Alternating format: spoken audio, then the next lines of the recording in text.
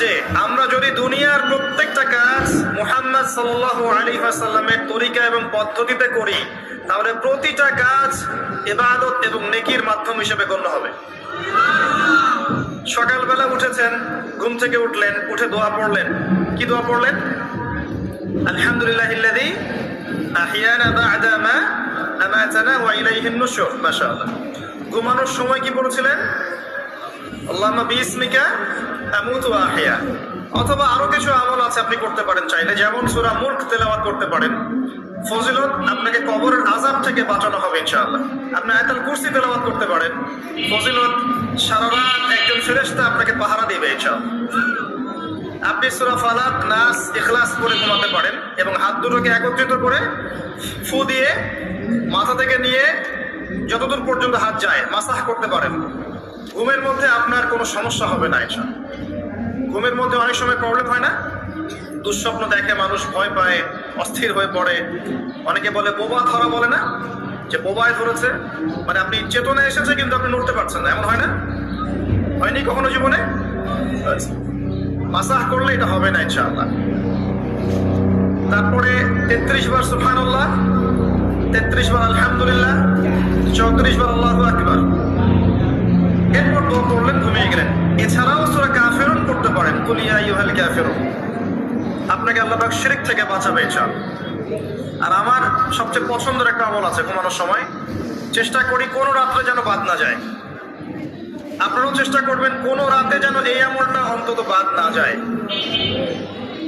আলী রাদিয়াল্লাহু আনহু বলতেন যে যার সামান্য বিবেক বুদ্ধি আছে তার জন্য শোভা পায় না যে সে এই আমলটা না করেই ঘুমিয়ে যাবে। সেটা কি? সূরা বাকারার শেষের 3টা আয়াত তেলাওয়াত করবে। সূরা বাকারার শেষের 3 আয়াত অথবা 2 আয়াত পড়বেন, একই ফজিলত ইনশাআল্লাহ। কি ফজিলত? সারা রাত নফল নামাজ পড়লে যে নেকিটা পেতেন, আপনি এটা করে ঘুমিয়ে গেলে ইনশাআল্লাহ সেই নেকি পেয়ে যাবেন।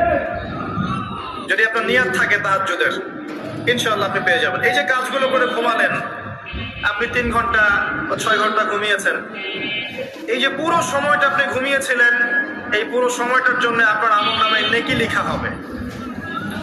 অথচ ঘুমের দরকার কার ছিল? আমার না আল্লাহর? কার স্বার্থ এখানে? আমার স্বার্থ।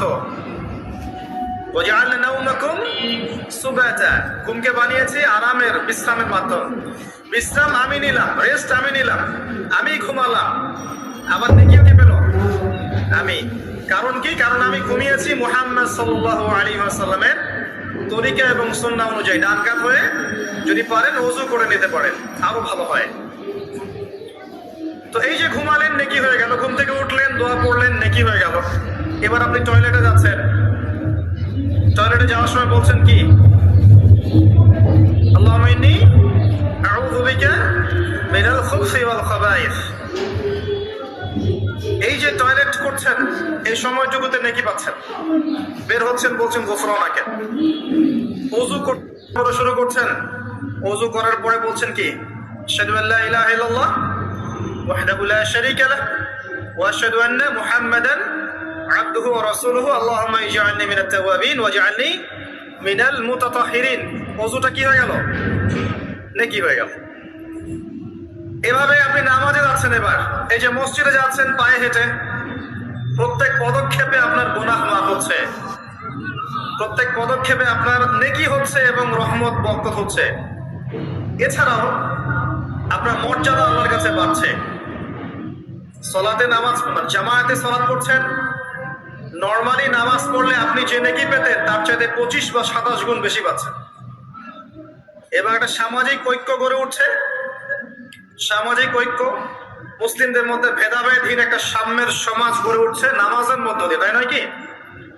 নামাজটা নাকি, নামাজ শেষ হয়ে গেল, আপনি এখন বসে বসে জিকির আজকার করছেন। নামাজের পরে জিকির আছে না? নাকি ইমাম সাহেবের সাথে একটা মোনাজাত দিয়েই চলে যাবেন? কি করবেন? তাসবিহ তাহলিল নাই? আস্তাগফিরুল্লাহ আস্তাগফিরুল্লাহ আস্তাগফিরুল্লাহ নাই? আল্লাহুম্মা আনতাস সালাম ওয়া মিনকাস সালাম তাবারাকা ইয়া যাল জালালি ওয়াল ইকরাম নাই? আল্লাহুম্মা আইন্নি আলা যিকরিকা ওয়া শুকরিকা ওয়া হুসনি ইবাদাতিক নাই? আয়াতুল কুরসি নাই? ফালাক, নাস, ইখলাস অনেক তাসবিহ তাহলিল আছে। 33 বার সুবহানাল্লাহ, 33 বার আলহামদুলিল্লাহ, 33 বার আল্লাহু আকবার, কালিমা শাহাদাত আছে না? এবং আপনি দোয়াও করবেন, কারণ ফরজ সালাতের পরে দোয়া কি হয়? কবুল হয়। তো এই যে নামাজটা আপনি পড়লেন, নেকি হয়ে গেল মাশাআল্লাহ। তাসবিহ তাহলিল করছেন, আপনি নেকি পাচ্ছেন, আলহামদুলিল্লাহ। এরপরে আপনি কোথায় যান? হয় পড়াশোনা করতে যান, অথবা আপনি স্কুল কলেজে যাচ্ছেন, অথবা মাদ্রাসায়, অথবা বাসায় পড়াশোনা করেন, অথবা ব্যবসায় যান, চাকরিতে যান, প্রশাসনের কাজে যান, রাষ্ট্রের কাজে চলে যান, এই তো করেন। দিনটা এভাবে শুরু হয় না? এখন যদি পড়াশোনার সেকশনে আপনি যান, স্টুডেন্ট হন আপনি, এবং আপনার পড়াশোনার উদ্দেশ্য যদি হয় যে আমি জ্ঞান অর্জন করব, এই উদ্দেশ্যে এই জ্ঞানকে কাজে লাগিয়ে আমি দিনের খেদমত করব, এই জ্ঞানটাকে কাজে লাগিয়ে কি করব? দিনের উপকার করব, দিনের খেদমত করব, মানুষের উপকার করব, জাতির, দেশের, আপনার উম্মার, জনগণের কল্যাণ করব, ভালো কিছু করব। আপনার এই জ্ঞান অর্জনটা কি হবে জানেন? ইবাদত, এবং এটা বড় ইবাদত। আমলের চেয়ে ইলমের মূল্যটা বেশি। আল ইলমু ক্বাবলা আল কওলি ওয়াল আমাল, কথা কাজের আগে